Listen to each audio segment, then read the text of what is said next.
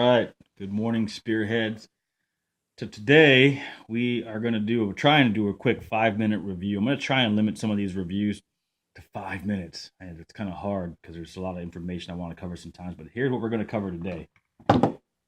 Okay, no, we're not going to cover the XDS. We are going to cover the VersaCarry.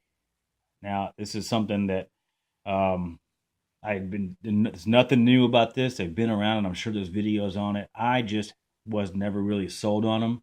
And I have to admit that was my own ignorance because I hadn't really got hands on with them. I just looked at them and was like, I just don't think that's very reliable or, too durable or sturdy or whatever. And I had my own preconceived notions about it. Never really gave it a shot until I had a friend who swore by it, loved it. And, I tried it on for size and said, you know what, that's not a bad idea. And, I figured for about $13, it was worth a shot, right? So, went ahead and got one, and they're available everywhere from Academy to Walmart to Amazon. This one came from Amazon, like I said, about $13.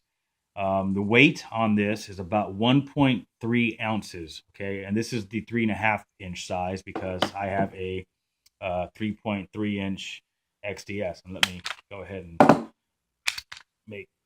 unload and show clear. Good. All right. So I have that 3.3-inch XDS single stack. So I got the 3.5-inch VersaCarry. Now, it's pretty durable. It's a really rigid, polymer, plastic, whatever you want to call it. The design is real simple. It's minimal. It's a minimalist design. The barrel just slides down on the nub down here, and it just sits in your pants like that. So basically, it's almost like if you were to carry your firearm in your waistband without a holster, old school gangster style, without even a holster at all.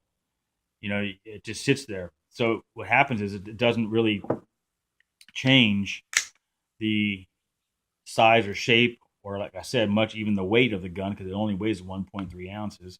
So it doesn't really change too much of the gun at all. It really is like carrying your firearm in your waistband. And I carry appendix. So it's like carrying your firearm without even carrying it in a holster. Some people like that. Some people don't. Some people don't like any of this side of the firearm touching their skin, or they're sensitive or whatever. I do notice though that because this is not a fully enclosed Kydex holster, that you do get some wear and tear on your gun from the brass buttons and things like that. But who really cares about that? I mean, that's cosmetic. Doesn't affect the function of the firearm. And of course, these are working guns. So if you're really going to cry about some, a little bit of wear and tear on your firearm from a brass button inside your jeans, I don't know. I don't grow a set, right? So basically,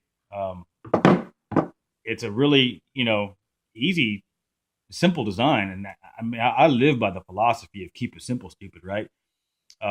It clips onto your waistband on your belt right there. Now, it does not have, if you notice, a J-hook style clip.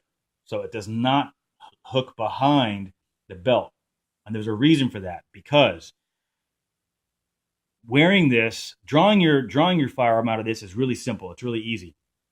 Putting it back into the holster after you've drawn and having to put it back in is not going to be as simple as a Kydex. Okay, Kydex has a dedicated space that is created by the Kydex between your skin and your waistband that the gun slides right into.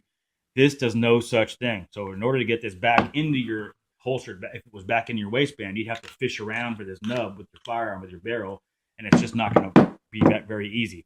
So the best way to reholster your firearm, if you're using the VersaCarry after you've drawn, is to actually remove the VersaCarry from your waistband, okay, put it back on your firearm, and then slide it back into your pants, okay? Now, the reason why I suspect this does not have a J-hook is because to do that, it has a very generous tab right there to make this easy to pull off. But if it had a J-hook, you would not be able to really get this off so easy, okay? So to me, that's a very smart thing that they did, is they made it just an L hook, not a J hook. It was behind the belt, which those drive me nuts sometimes. But this is an L bracket or an L hook, and it comes off your belt. Pretty simple. All right. Because if you're drawing your weapon, you're really worried about getting the weapon off, getting the weapon out, and engaging. You're not, it's reholstering is almost an afterthought at that point. After you neutralize whatever threats come your way, then you're going to worry about reholstering. This makes it simple. You pull this out, you put it back on your firearm, like so. You put it back in your pants, and you're good to go. This also is a really nice thing for driving. Okay, I'm already past my 5-minute. Damn it! But it's good for driving because if you're on a full size holster, either you leave the holster in your pants if you're going appendix like I do, and you take the gun out and you put it in your center console or something like that.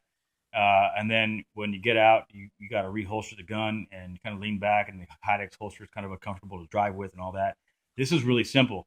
You take this whole thing out, and you sit this on your side and your center console, whatever. And when you're getting ready to leave the car, exit the vehicle, you simply just kind of lean back a little bit, pop this in your pants, hook this onto your belt loop, which it's angled even, so it even kind of slides into the belt. This is an angled bracket. You can see the belt just kind of slides in there, and it's simple. It's really easy. So, coming from a viewpoint where I didn't really have much experience with these things, and now I got a few days on it, I'm really kind of enjoying it, because it's really, really simple. It's really, really light. It doesn't, I love Kydex holsters. There's some guys out there that I know of that make some freaking amazing Kydex holsters, and they're true craftsmen. But this is a different world. This is $13 as opposed to $65, $75, $85. Takes about a week to get from Amazon, or if you can find it in Academy, you can buy it off the shelf. Whereas Kydex holsters, you're going to order online from somebody, may take anywhere. If you're not picking it up at Walmart or Academy for $20 from say Safari Land or Blackhawk or something like that, you're going to order it online from one of those craftsman guys who are brilliant at what they do. But it's going to take you about a good 6 to 8 weeks or whatever to get that. I got a Savoy leather holster I love. Took 4 to 5 months to get. It cost almost $300. It's for my SIG. It's an heirloom holster. Totally different world though. So again, for appendix carry, it's practical. I dig it. It's lightweight. It gets the job done. It's got a little bit of a break-in period. Just every barrel's contoured or rifled a little bit different, whatever. And this thing, when you slide it in, for a while you're gonna get little shavings off of on your barrel. I don't know if you can see any, and how good this is, but you'll get some shavings out of here. There's a little bit right there. See it right there? I take that. Now it's gone. So it does, but that doesn't affect much of anything. It's just a break-in period of this kind of sizing to your barrel, and they make these things in all these different sizes: 9mm, 40, 45, 380, things like that. So there's a break-in period that comes with it, and of course you will get a little bit of scratching right back. Let's see here, you can kind of see in there.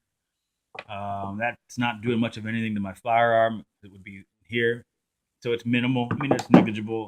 This is not a safe queen. It's a working gun. So if it gets a little bit of wear and tear on it, I'm not really going to cry about it. If you're crying about your gun getting a little wear and tear because it's your EDC, and I don't know what to tell you. Wash the sand out. Drawbacks to it. Again, I think I've already kind of touched on them. Kind of dig it. I think it's a pretty good value for the $13 you're going to spend to have a nice little legit way to carry your firearm, AIWB or IWB. So that's it. That's all I got. I want to give a quick shout out to D'Espresso the beer. Love those guys because they make some really awesome coffee, and what they do with the proceeds from what they do is amazing. If you don't know much about them, go to D'Espresso the beer and check them out. They're on Facebook and the internet and IG and all the rest of that stuff. But they make good stuff. So cheers to you guys. Spirit Survival out.